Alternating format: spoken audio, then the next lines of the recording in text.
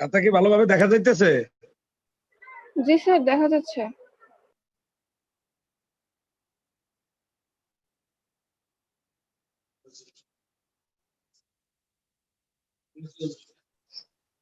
এই অফিস করবেন তো, ধরেন ভাই।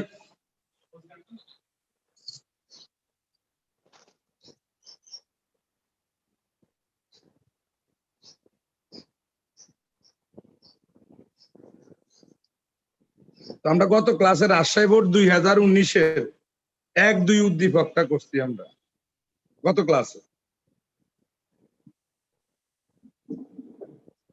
আসসালামু আলাইকুম স্যার। হ্যাঁ, কিরে ভালো আছিস নি? হ্যাঁ স্যার, আপনি ভালো আছেন? এই তো আলহামদুলিল্লাহ ভালো। এখন দেখো, আমরা গত ক্লাসে রাজশাহী বোর্ডের 1 আর 2 নাম্বার উদ্দীপকটা করছি। আজকে আমরা একটু রাজশাহী বোর্ডের বাকি অঙ্কগুলা করবো, কারণ আমাদের পরীক্ষাতে হইলো 1, 2, 4 নাম্বার অধ্যায়, 8 নাম্বার অধ্যায়, 9 নাম্বার অধ্যায়টা আমরা করছিলাম। তো এখন রাজশাহী বোর্ড 2019-এ যাও, সালাম স্যারের বইয়ের পেজ নাম্বার হলো 1145।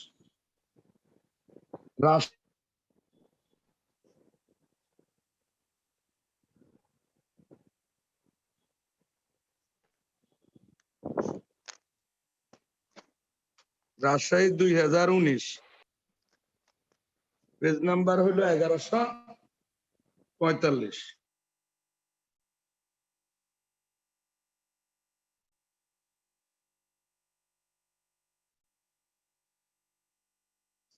এখন দেখো, এই 1145 নাম্বার পেজের 3 নাম্বার উদ্দীপক, 1145 নাম্বার পেজের 3 নাম্বার উদ্দীপক। স্যার, ফার্স্ট পেপার না সেকেন্ড পেপার? অবশ্যই প্রথম পত্র, এটা তো পরীক্ষার পড়া পড়াইতেছি, কলেজে যে ইয়ার ফাইনালের এক্সাম। ও ওটা জি স্যার। তাহলে লেখা হইলো 3-এর ক। 3-এর ক আমাদের কাছে চাইছে কি, দেখো, নিট ক এর পরিমাণ নির্ণয়। লেখো, নিট ক এর পরিমাণ নির্ণয়। নিট ক এর পরিমাণ নির্ণয়।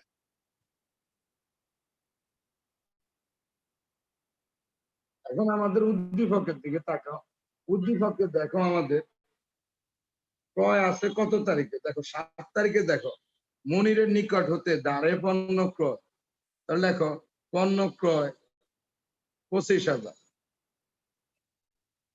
পণ্য ক্রয় টাকা হইলো আমাদের কত? 25,000 পণ্য ক্রয়। এরপরে আমাদের দেখো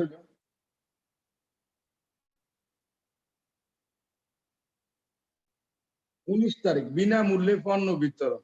তাহলে বিনামূল্য পণ্য বিতরণ হলে বিজ্ঞাপন, হিসাব ডেবিট, ক হিসাব ক্রেডিট, কয়ের থেকে বাদ যায়। লেখো পণ্য বিতরণ। পণ্য বিতরণ। পণ্য বিতরণ আমাদের দেওয়া আছে হইলো 4,000 টাকা। তাহলে বাদ দিলে থাকে কত? 21,000 টাকা। সালসাবিল আসতো? হ্যাঁ স্যার। খ নাম্বার। খ নাম্বার দেখো, আমাদের কি চাইছে? খ নাম্বার আমাদের চাইছে হইলো হিসাব বিভাগ সহ লেনদেনগুলোর হিসাব বিভাগ সহ হিসাব খাত নির্ণয় করো। তাহলে আধুনিক পদ্ধতিতে হিসাবের শ্রেণীবিন্যাস। তাহলে হিসাব খাত নির্ণয়, তাহলে একটু আমাদের ঘর রাখো।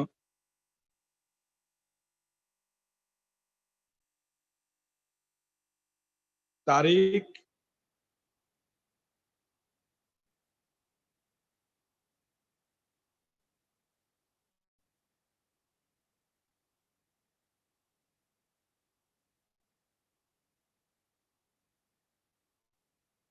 তারিখ, হিসাব খাত,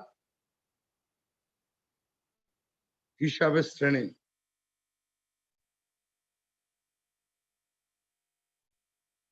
তাহলে আধুনিক পদ্ধতিতে হিসাব হইল আমাদের 5 প্রকার। আধুনিক পদ্ধতিতে হিসাব কত প্রকার? 5 প্রকার।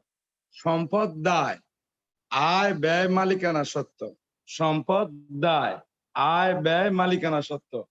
ব্যয়ের এখন আধুনিক ভাবে বলে খরচ। তাহলে সম্পদ দায়, আয় খরচ মালিকানা সত্ত্ব, সম্পদ দায়, আয় খরচ মালিকানা সত্ত্ব। তো আমাদের এখানে বলছে হিসাবের শ্রেণীবিন্যাস আমাদের দেখানোর জন্য। তাহলে আমাদের এখানে দেখো সাল দেওয়া আছে 2018, তো তারিখের ঘরে দাও 2018,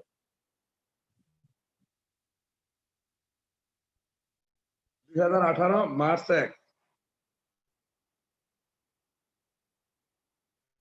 মার্চ 1 তারিখে আমাদের কি আছে? মার্চ 1 তারিখে বলছে অসীম ট্রেডার্সে অসীম ট্রেডার্স নগদ 50,000 টাকা, 40,000 টাকা এবং 40,000 টাকা ঋণ নিয়ে ব্যবসা শুরু করে।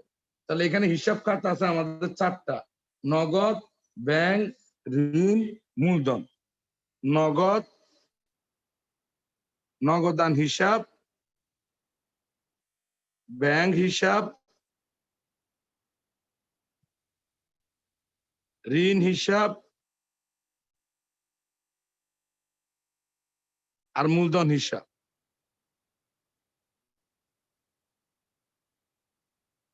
তাহলে আমাদের নগদ হইল সম্পদ,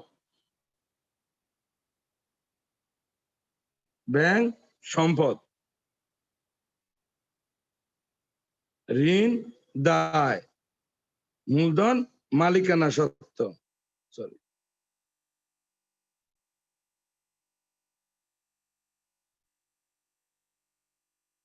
মূলধন হলো মালিকানা সত্ত্ব। তাহলে আমাদের আধুনিক পদ্ধতিতে হিসাব 5 প্রকার: সম্পদ দায়, আয় খরচ, মালিকানা সত্ত্ব।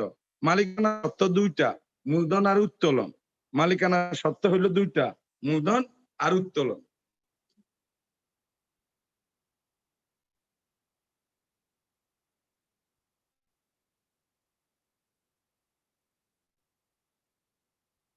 এরপরে আমাদের আছে দেখো কত তারিখ? 5 তারিখ, আনিতার নিকট পণ্য বিক্রয়। ব্যক্তির নাম দিয়ে বিক্রয় থাকলে এটা বাকিতে বিক্রয়। তাহলে বাকিতে বিক্রয় হিসাব খাত আছে কি আমাদের? প্রাপ্য হিসাব, বিক্রয় হিসাব।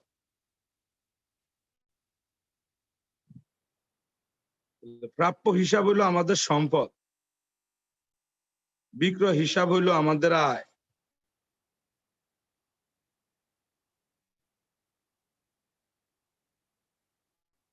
এরপরে দেখো আমাদের আছে 7 তারিখ, মনিরের নিকট হতে দ্বারে পণ্য ক্রয়।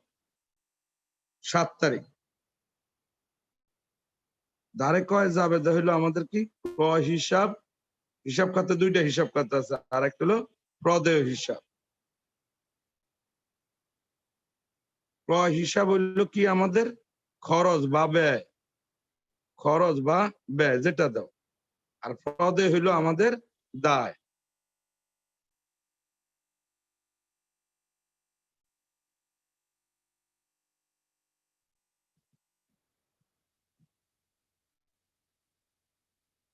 সাত তারিখের পরে আমাদের দেওয়া আছে 9 তারিখ, নগদ বিক্রয়। নগদ বিক্রয় হলো কি আমাদের? নগদান হিসাব, বিক্রয় হিসাব। নগদ হইলো সম্পদ আর বিক্রয় হইলো আয়।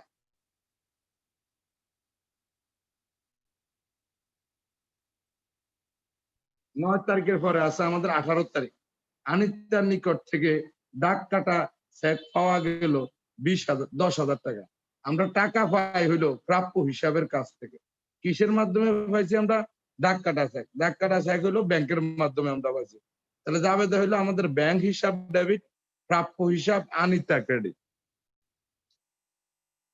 তাহলে তারিখ হইলো আমাদের কত? তারিখ হইলো 18 তারিখ।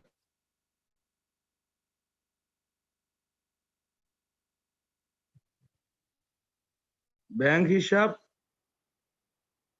ডেবিট, প্রাপ্য হিসাব ক্রেডিট।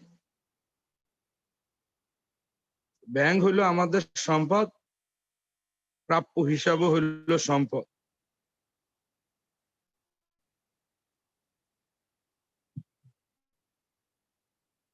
তারিখের পরে আমাদের আছে 19 তারিখ বিনামূল্যে পণ্য বিতরণ। তাহলে বিনামূল্যে পণ্য বিতরণ করলে আমাদের এই হিসাব খাতে হিসাব আছে কয়টা? হিসাব আছে দুইটা, বিজ্ঞাপন হিসাব, ক্রয় হিসাব। 19 তারিখ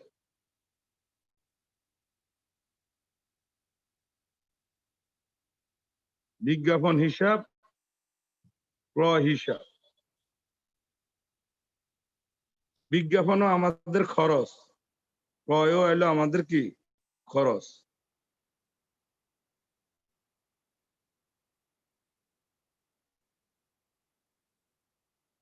বিজ্ঞাপন হিসাব, ক্রয় হিসাব।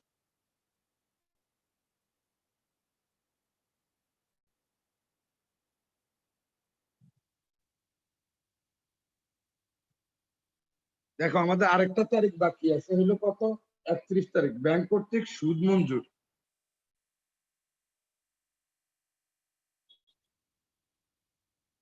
ব্যাংক সুদ হলো আমাদের আয়। তাহলে ব্যাংক হিসাব ডেবিট, ব্যাংক সুদ হিসাব ক্রেডিট। হিসাব খাতে দুইটা হিসাব, ব্যাংক হিসাব, ব্যাংক সুদ হিসাব। ব্যাংক হইলো আমাদের সম্পদ আর ব্যাংক সুদ হইলো আমাদের আয়। সবার লেখা হয়েছে? জি স্যার। কারো সমস্যা থাকলে বলো, পরের পেজে যাব।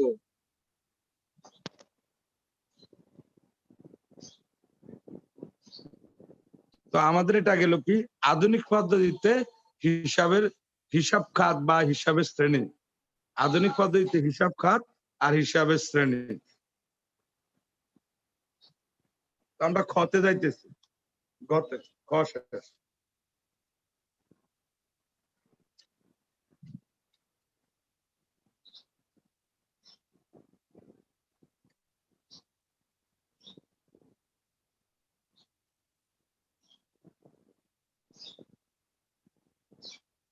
দেখ আমাদের গ নাম্বারে কি চাইছে?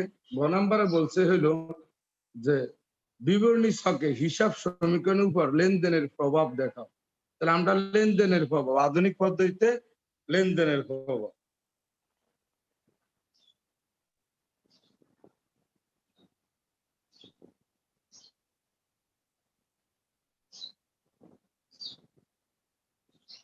তাহলে গড়াক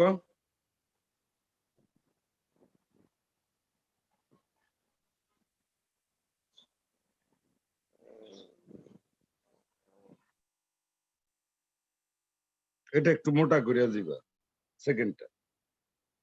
তাহলে প্রথম হইলো আমাদের কি তারিখ। তারিখের পরে আমাদের সমীকরণটা আমরা লিখবো। সমীকরণটা আমাদের কি? এ মানে কি আমাদের সম্পদ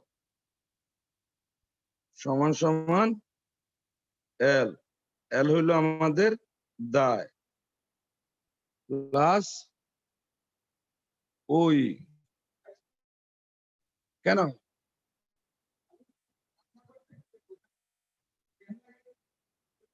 অ্যাডজাস্টার খোলা আছে জান, মালিকানা সত্য।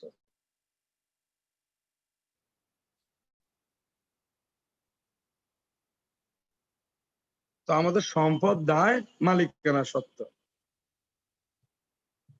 সমান সমানের আমরা আগে একটা পর একটা, প্লাসের আগে একটা পরে একটা।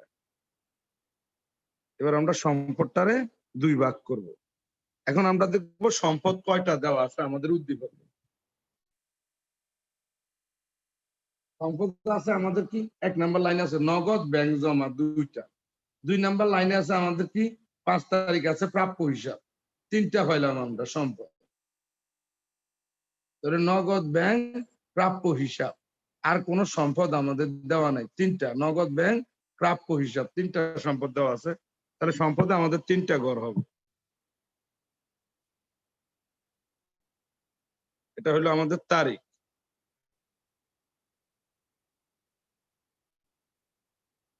এক, দুই, তিন। আর দায়, দায় হলো আমাদের ঋণ আর প্রদেয় হিসাব, দুইটা দায় আছে আমাদের। আর মালিকানা সত্ত্বে হইলো আমাদের কি মূলধন। মূলধন আর লাস্টে আমরা আরেকটা দিতে পারি কি মন্তব্য।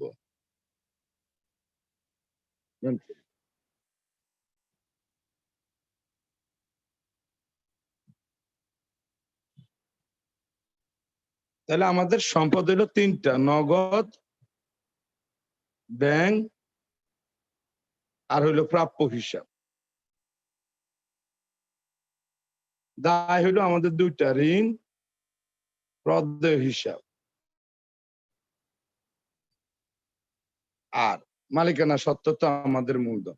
তো আমরা যখন আধুনিক পদ্ধতিতে হিসাব সমীকরণের লেনদেন প্রভাব নির্ণয় করব, তখন এই যে সম্পদগুলো আছে, এই সম্পদগুলো যদি বৃদ্ধি পায় তাহলে আমরা যোগ করব, এই সম্পদের হ্রাস পায় তাহলে আমরা এই সম্পদের সাথে বিয়োগ করব। দায় তার উল্টা, দায় যদি বৃদ্ধি পায় তাহলে আমরা করব বিয়োগ, দায় যদি হ্রাস পায় তাহলে আমরা করব যোগ। আর মালিকানা সত্ত্ব, মালিকানা সত্ত্বের সাথে আমাদের কি হবে? মূলধন, মূলধন যোগ আয় যোগ খরচ বিয়োগ, মূলধন যোগ আয় যোগ খরচ বিয়োগ উত্তোলন বিয়োগ। তাহলে আমাদের তারিখ দাও 2018 মার্চ 1।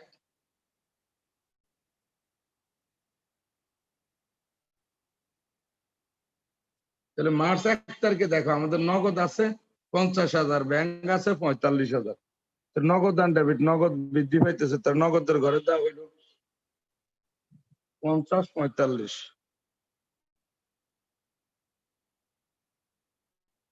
50,000 নগদে, 45,000 টাকা ব্যাংক জমা, আর আমাদের ঋণ আছে 40,000 টাকা। তাহলে সম্পদ থেকে দায় বিয়োগ করলে আমাদের মূলধন হয়। তাহলে সম্পদ হইলো আমাদের 95,000, দায় হইলো 40,000। 95,000 থেকে 40,000 বিয়োগ করলে কত হয়?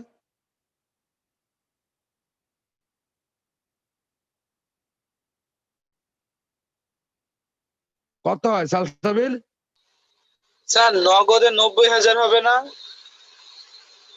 ও সরি, ওটা তো ঋণের টাকা নগদের সাথে আনলাম না, খেয়াল করি নাই।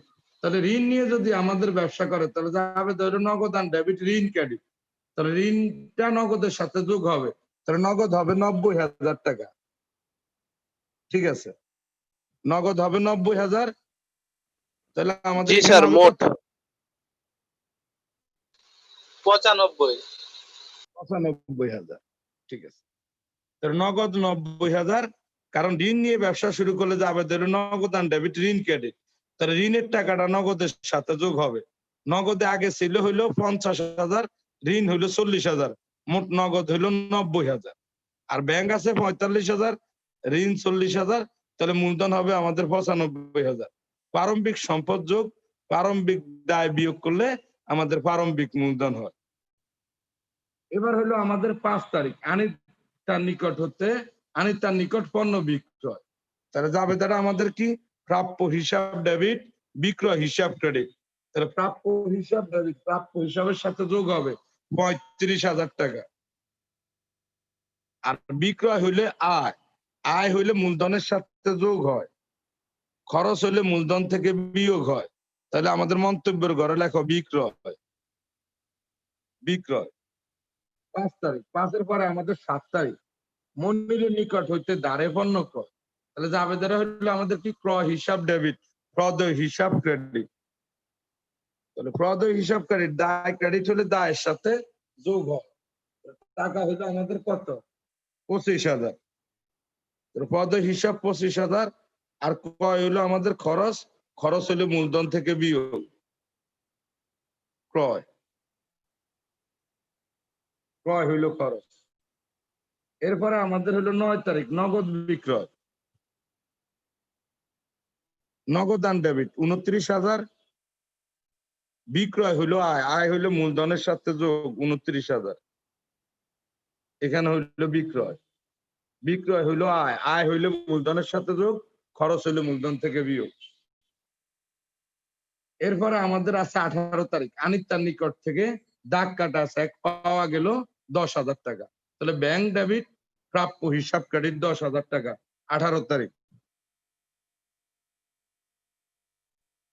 ব্যাংক হিসাব ডেবিট 10,000, প্রাপ্য হিসাব ক্রেডিট 10,000। সম্পদ ডেবিট হইলে যোগ, সম্পদ ক্রেডিট হইলে বিয়োগ। এরপরে 19 তারিখ, বিনামূল্যে পণ্য বিতরণ, বিজ্ঞাপন হিসাব ডেবিট, ক্রয় হিসাব ক্রেডিট 19 তারিখ। তাহলে বিজ্ঞাপন ডেবিট, ক্রয় ক্রেডিট। তাহলে বিজ্ঞাপনও আমাদের খরচ, ক্রয়ও আমাদের খরচ। খরচ বৃদ্ধি, খরচ হ্রাস। তাহলে যখন হলো খরচ বৃদ্ধি পায় তখন মালিকানার সত্ত্ব হ্রাস পায়, আর খরচ যখন হ্রাস পায় তখন মালিকানার সত্ত্ব বৃদ্ধি পায়। তাহলে 4,000 প্রথম হইলো বিয়োগ, বিজ্ঞাপন ডেবিট। তাহলে বিজ্ঞাপন হইলো আমাদের খরচ, খরচ বৃদ্ধি পেতেছে, বৃদ্ধি পেলে মালিকানার সত্ত্ব হ্রাস। আবার আমাদের ক্রয় ক্রেডিট, ক্রয় ক্রেডিট হলে মালিকানার সত্ত্ব হ্রাস পায়। আচ্ছা, যদি আমাদের খরচ বৃদ্ধি পায় তাহলে মালিকানার সত্ত্ব হ্রাস পায়, আর যখন খরচ হ্রাস পায় তখন মালিকানার সত্ত্ব বৃদ্ধি পায়। তাহলে একবার যোগ হবে, একবার বিয়োগ হবে। মন্তব্যের ঘরে হইলো বিজ্ঞাপন আর হইলো ক্রয়। 19 তারিখের পরে আমাদের আছে কত, 31 তারিখ, ব্যাংক কর্তৃক সুদ মঞ্জুর। এটা যাবে দ্বারা আমরা দেখি ব্যাংক হিসাব ডেবিট, ব্যাংক সুদ হিসাব ক্রেডিট। তাহলে ব্যাংক ডেবিট, ব্যাংক বৃদ্ধি পাবে 1,000 টাকা, আর ব্যাংক সুদ হলো আমাদের আয়, আয় বৃদ্ধি পেলে মালিকানা সত্ত্ব বৃদ্ধি পায়। তাহলে মন্তব্যের ঘরে আমরা লিখবো ব্যাংক সুদ। আমাদের এই হিসাব সমীকরণে লেনদেনের প্রভাব শেষ। এবার যোগ বিয়োগ করো, সম্পদ 3টা, দায় 2টা, মালিকানা সত্ত্ব। তাহলে নগদে কত হয়?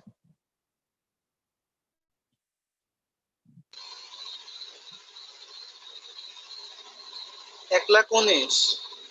1,19,000। আর ব্যাংক হইলো 56,000। প্রাপ্য হিসাব 35,000 থেকে 10,000 বিয়োগ করলে 25,000। তাহলে এই 3টা যোগ করো, 1,19,000, 56,000, 25,000, 2 লাখ। আর দায়ের মধ্যে আমাদের ঋণ হইলো 40,000, প্রদেয় হিসাব হইলো আমাদের 25,000। মূলধন কত হয়? 1,35,000। 35,000, 1,35,000। তাহলে টোটাল হইলো 2 লাখ টাকা।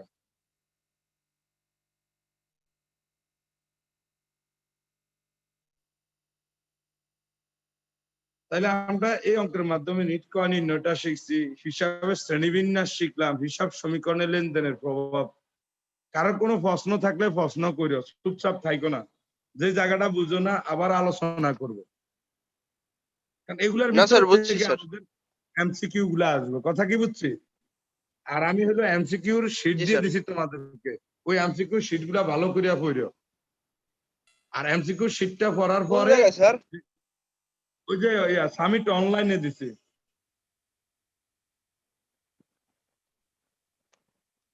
সামিট অনলাইন গ্রুপে? লাইভ, হ্যাঁ গ্রুপে দিয়ে দিছি, নিয়ে নিয়ে ওইখান থেকে। আচ্ছা এখন স্যার দেখো এখানে যে এমসিকিউ গুলো আছে ওগুলো আগের না? ওগুলা আগের না তো, নতুন করে দিছি তো, সাজেশন স্যার আকারে আগে দিছি। যে এগুলো দিয়েছিলেন, এমসিকিউ গুলো দিয়েছিলেন, ওই এমসিকিউ গুলো এগুলো আবার দিয়েছেন না? মানে ওগুলো হলো তো বেশি, এগুলা তো কম, জি স্যার। কমে দিছি আর কি, করে নিবা ভালো করে। এখন দেখো আমাদের প্রথম অধ্যায়, দ্বিতীয় অধ্যায়, তাহলে হিসাব সমীকরণটা হলো প্রথম অধ্যায়। দ্বিতীয় অধ্যায় আমাদের আছে জাবেদা, খতিয়ান, বিশেষ জাবেদা, এই ধরনের এগুলা নগদান বই। এখন আমরা দেখো হইলো এই 4 নাম্বার অঙ্কটা আমাদের কি চাইছে, নগদান বই। আমরা একটু 4 নাম্বার অঙ্কটা করি। 4 নাম্বার অঙ্কতে আমাদের ক নাম্বারে বলছে কি, নগদান বইতে অন্তর্ভুক্ত হবে না এমন দফাগুলোর পরিমাণ নির্ণয় করো, যেগুলা নগদান বইতে অন্তর্ভুক্ত হয় না। আমি পরে ফেজে গেলাম, নগদান বইতে আমাদের অন্তর্ভুক্ত হয় না কোন কোন লেনদেন গুলা, যে লেনদেনের কারণে নগদ বা ব্যাংক আসে না, যে লেনদেনের কারণে জাবেদা, নগদ অথবা ব্যাংক আসে না, ওই ধরনের লেনদেন গুলো নগদান বইতে আসে না। নগদান বইতে আসতে হইলে অবশ্যই তোমার নগদ বা ব্যাংক ডেবিট অথবা ক্রেডিট হইতে হবে। তাহলে সকল ধরনের দাঁড়ে পণ্য ক্রয় বিক্রয় নগদান বইতে আসে না, সকল দাঁড়ে পণ্য ক্রয় বিক্রয় নগদান বইতে আসে না।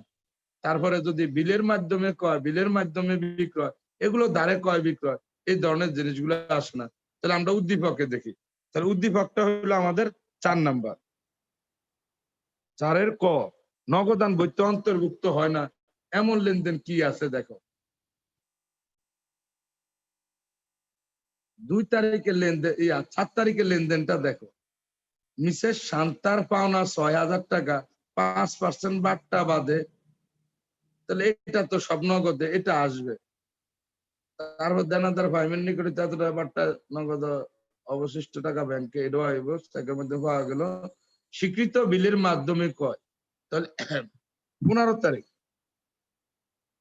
15 তারিখে আসবেন। এটাও হলো আমাদের 2018 সাল মার্চ 15 তারিখ। 15 তারিখ আমাদের কি বলছে, স্বীকৃত বিলের মাধ্যমে কয়। তাহলে লেখো বিলের মাধ্যমে কয়, বিলের মাধ্যমে ক্রয়। বিলের মাধ্যমে ক্রয় আছে কত টাকা আমাদের, 5,000 টাকা। তাহলে বিলের মাধ্যমে ক্রয় করলে ক্রয় হিসাব ডেবিট, ক্রয় নোট হিসাব ক্রেডিট। এখানে নগদ ব্যাংক নাই, এই জন্য এটা নগদান বইতে অন্তর্ভুক্ত হবে না। এরপরে আমাদের দেখা আছে কি, তামিমের নিকট হতে, টাইম শেষ হয়ে গেলে আমরা আবার আসবো, জয়েন দিও কিন্তু। তামিমের নিকট হতে 5% বাট্টায় 15,000 টাকার পণ্য ক্রয় করা হলো। তাহলে ব্যক্তির নাম দিয়ে ক্রয় থাকলে এটা বাকিতে কয়, তাহলে বাকিতে কয় আমাদের নগদান বইতে আসবে না। তাহলে 20 তারিখ তামিমের নিকট পণ্য ক্রয়। তামিমের নিকট পণ্য ক্রয় আছে আমাদের কত, 15,000।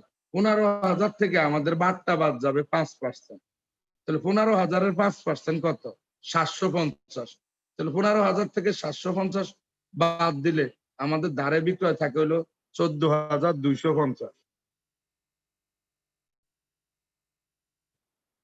ধারে কত থাকে আমাদের 14,250। তাহলে এই দুইটা লেনদেনই আমাদের নগদান বইতে আসবে না। তাহলে এই দুইটা যোগ করে দাও, 19,250।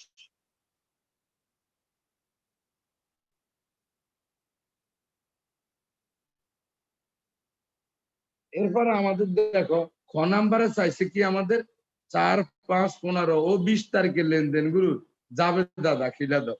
তাহলে খতে আমাদের চাইছে হইলো যাবে দাদা।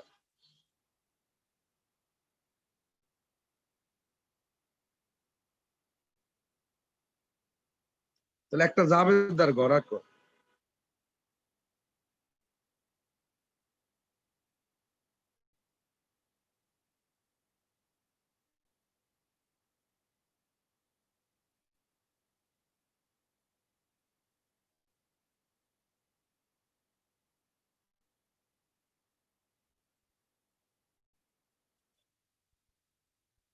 তারিখ,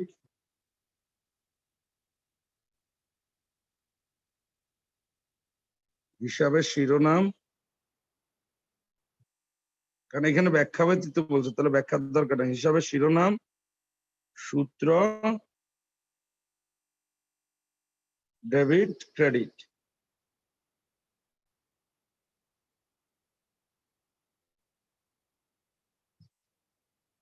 তাহলে আমাদের তারিখ হলো 2018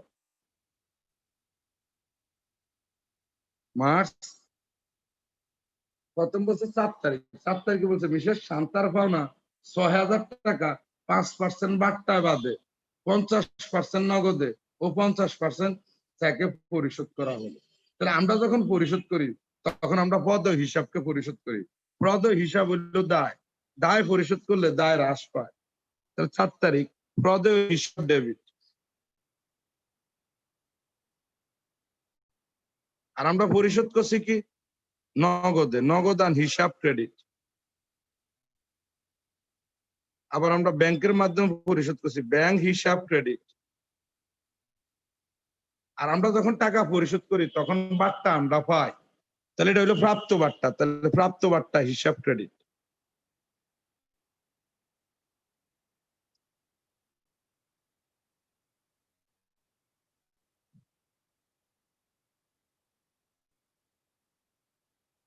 বিশেষ শান্তার পাওনা ছিল 6,000, তাহলে ডেবিট হইলো 6,000। 6,000-এর কত পার্সেন্ট বাট্টা? 6,000-এর বাট্টা হইলো 5%। তাহলে 6,000-এর 5% হইলো কত? 6,000-এর 5%।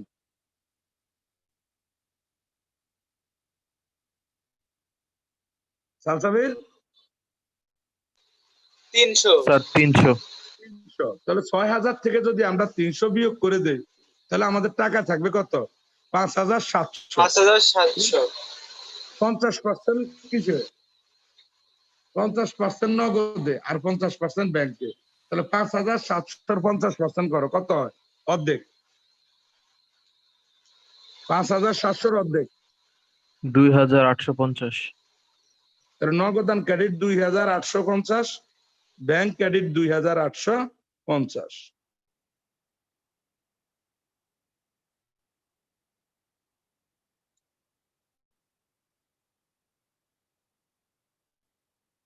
এরপরে আমাদের বলছে কত তারিখ দেখো? 5 তারিখ। দেনাদার মাহিমের নিকট হতে 10,000 টাকা পাওনা 2% বাট্টা 4,800 টাকা নগদে এবং অবশিষ্ট টাকা চেকে পাওয়া গেল। চেকটি ওই দিনই ব্যাংকে জমা দেওয়া হলো। তাহলে আমরা এখানে পাইতেছি নগদ পাই কত তারিখ? এটা হলো আমাদের 5 তারিখ। তাহলে যাবে দিয়ে দে। তা আমরা পাইছি কিভাবে? নগদান হিসাব ডেবিট, নগদ টাকা পাইছি, নগদান হিসাব ডেবিট। ব্যাংকের মাধ্যমে পাইছি, ব্যাংক হিসাব ডেবিট। আর টাকা যখন আদায় হয় তখন বাট্টা আমাদের দিতে হয়। যে বাট্টা আমরা দেই এটা হলো প্রদত্ত বাট্টা। তাহলে প্রদত্ত বাট্টা হিসাব ডেবিট। আর আমরা টাকা পাই কার কাছ থেকে? প্রাপ্য হিসাবের কাছ থেকে। প্রাপ্য হিসাব হ্রাস পায়, সম্পদ হ্রাস পেলে ক্রেডিট।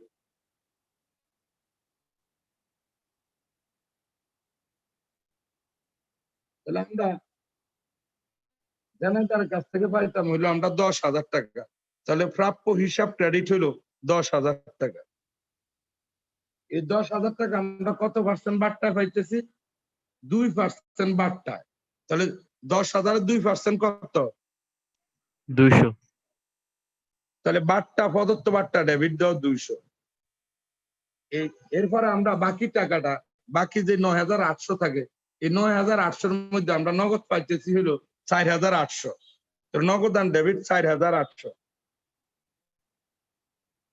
তাহলে ব্যাংক ডেবিট আমাদের 5,000।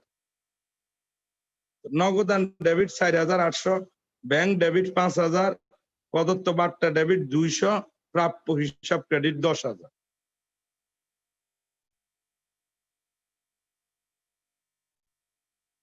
এরপরে আমাদের দেখো 5 তারিখ গেল। এরপরে বলছে 15 তারিখ স্বীকৃত বিলের মাধ্যমে ক্রয়। 15 তারিখ ক্রয় করলে ক্রয় হিসাব ডেবিট, ক্রয় হিসাব ডেবিট। বিলের মাধ্যমে ক্রয় করছি, তাহলে প্রদেয় নোট। প্রদেয় বিল হইলো সনাতন, আর আধুনিক হইলো প্রদেয় নোট। প্রদেয় নোট হিসাব ক্রেডিট। 5,000 টাকা ডেবিট, 5,000 ক্রেডিট 5,000।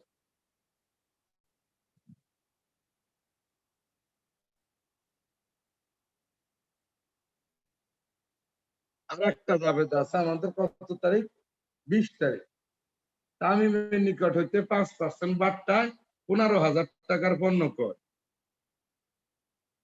তাহলে ব্যক্তির নাম দিয়ে ক্রয় থাকলো আমাদের, এটা বাকিতে ক্রয়। তাহলে বাকিতে ক্রয় করলে আমাদের যাবে হইলো কি? ক্রয় হিসাব ডেবিট,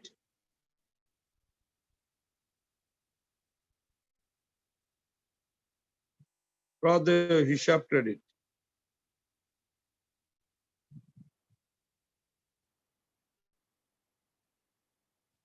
টাকা হইলো কত? ক্রয় বিক্রয়ের বাট্টারে বলে কারবারি বাট্টা। কারবারি বাট্টা বাদ যায়, হিসাবভুক্ত হয় না। তাহলে 15,000-এর 5% হইলো 750। 750 বাদ দিয়ে দিলে 14,200। সরি,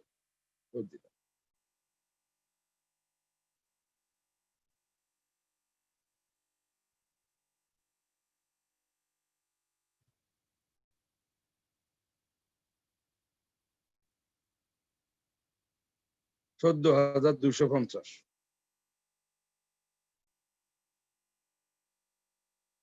কারো কোনো প্রবলেম থাকলে বলো। এরপরে আমাদের গ নাম্বারে বলছে কি একখানা 3 গড়া নগদান বই প্রস্তুত করো। তাহলে একটা নগদান বই গড়া 3 গড়া নগদান বই। পরের পেজে গেলাম। স্যার একটু জি স্যার। আচ্ছা লিখে নেন, শেষ হইলে বলবা।